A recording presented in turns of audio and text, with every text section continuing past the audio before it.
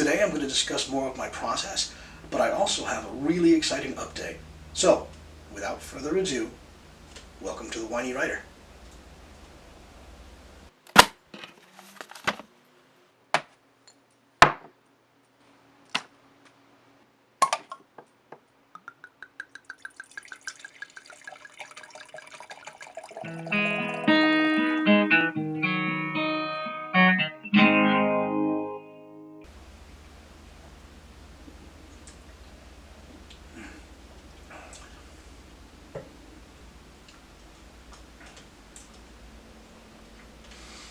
Welcome to the channel. My name's Miguel Girona, and I write under the name M. Angel. My debut novel, The Wolf Trap, is coming out on September 21st. It's a dark fantasy with a lot of sarcasm, and I think you'll like it. But today, we're going to discuss more of my process of how I got that book from idea to novel, and also I have a big update, but we'll get to that. Now, in my previous video, I had mentioned the fact that I wished to self-publish. That being the case, just about everything having to do with that process falls to me. We're talking marketing, we're talking editing, we're talking everything that goes into taking that book and getting it to a place where people who choose to can actually buy it. One step in that process, however, is the book cover. And that's my update. I've actually chosen a book cover artist. Now, in truth, this update probably should have been in my first video, but that was really more of an intro, and if you're interested in seeing that video, I'll put a link in the description. But back to the book cover. I really had no idea that there was so much involved in a book cover. You know, people say, don't judge a book by its cover, but a lot of us do. So the cover is really important. But judging that book cover, it to some extent helps, because every genre just about has its own style of book covers. When you pick up a book, you usually can tell this is a crime novel, or this is a mystery, or this is a romance, or this is sci-fi. So that in and of itself made it quite challenging. But a couple weeks ago, more than a couple weeks ago, I set myself a deadline.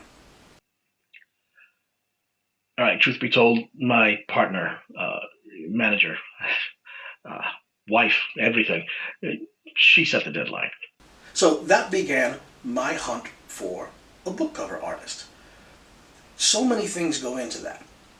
First, a book cover artist has to know formatting. They have to know the different ways or sizes of books, from digital to audiobook, thumbnails, hardcover jackets, paperbacks. So again, so many factors made me think, I'm going to need help.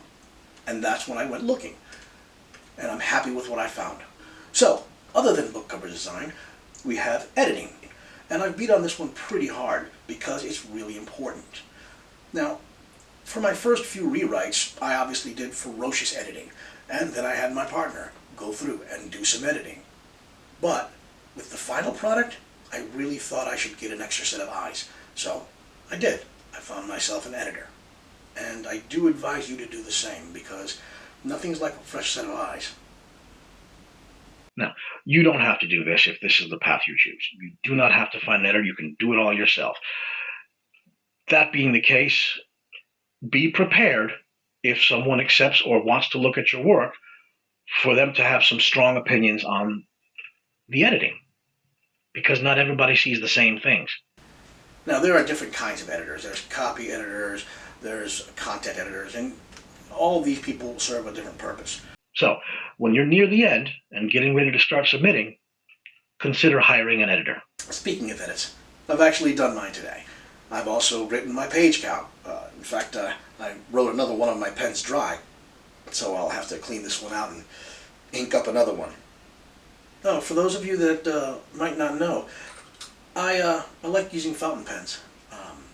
It's kind of a neat little hobby of mine, and since I handwrite my first drafts, it's nice to have different color inks and different pens to add just a little variance into the sometimes tedious work of writing. If you have any questions about the fountain pens that I like or the inks that I use, just please leave them in the comments. But now that I've done all that, I've poured myself a glass. This week's wine is a Spanish wine. The grape is called Tempranillo, and that is also the varietal name of the wine. It is from San Gregorio. It is called La Aragonesa, and the Tempranillo grape is rather ubiquitous to Spain.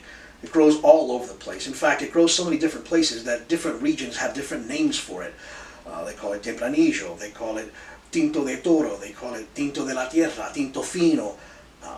It is also the wine that is used in traditional port wine, which is a fortified wine with brandy added to it. And I'm sure I'll have one of those in a later episode. But this is a medium-bodied, very, very easy drinking wine. It has a little bit of plum and some spice, and, well, hopefully you'll get to enjoy some of your own after your writing. Wine, tea, a beer, scotch, whatever you like. But until then, ciao.